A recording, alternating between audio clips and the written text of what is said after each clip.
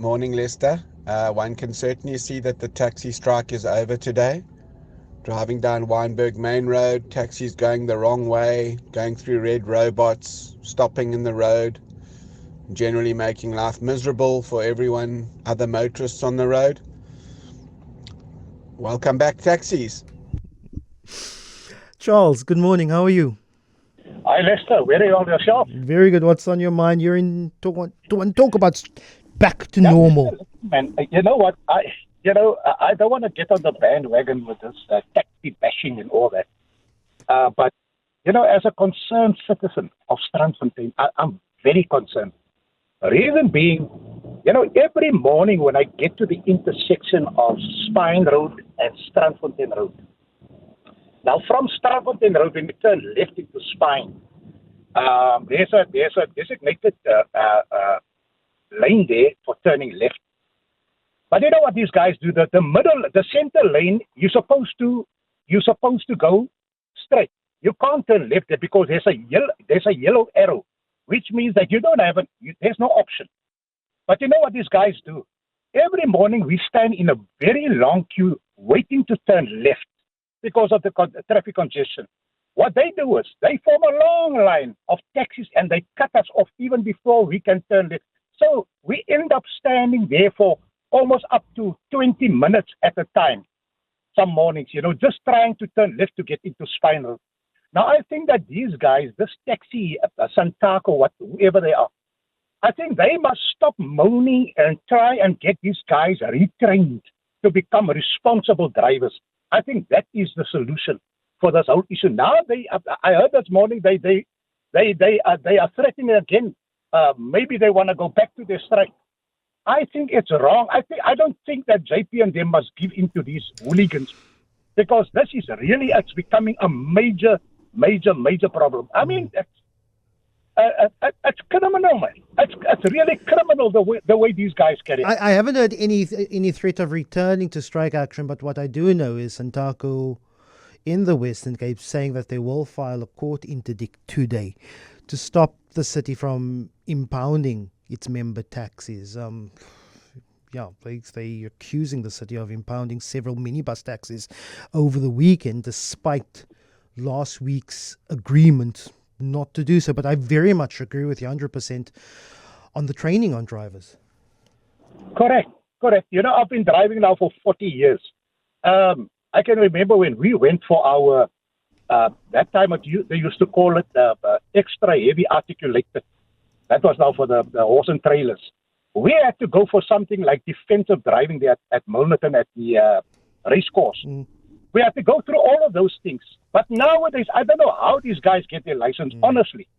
Because if you look at the way that they're driving, I mean, it's criminal. They must really do something about this. Charles, really appreciate it. I just wanted to say that one of the most socialist things I encounter in Europe, and I mean this in the best way possible, is public transport. A working train and bus system is the most empowering thing for the poor.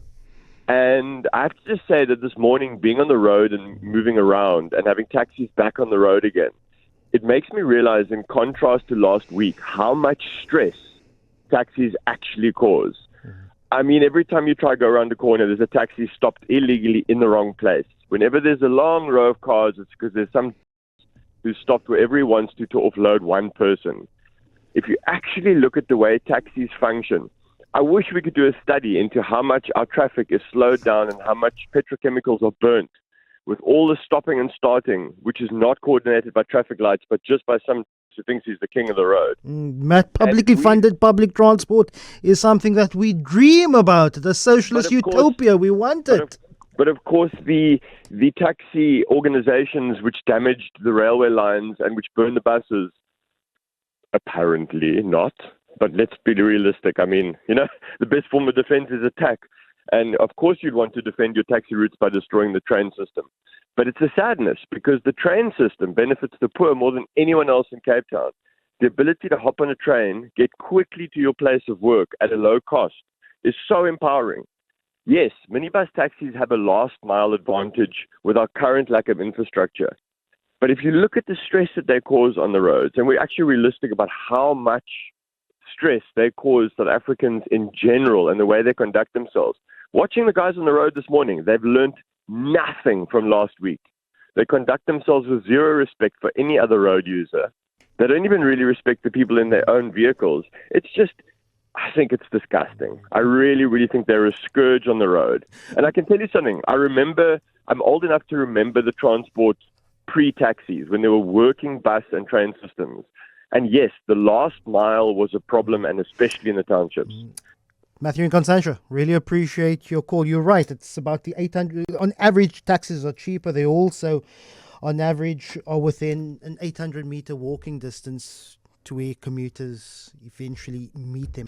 I'm willing to concede that taxis are stressful, but it's an industry that is crucially important, and simply at yours and sometimes mine as a single occupant vehicle driver simply just wish it disappears. It's not going to work like that. It's simply not going to happen.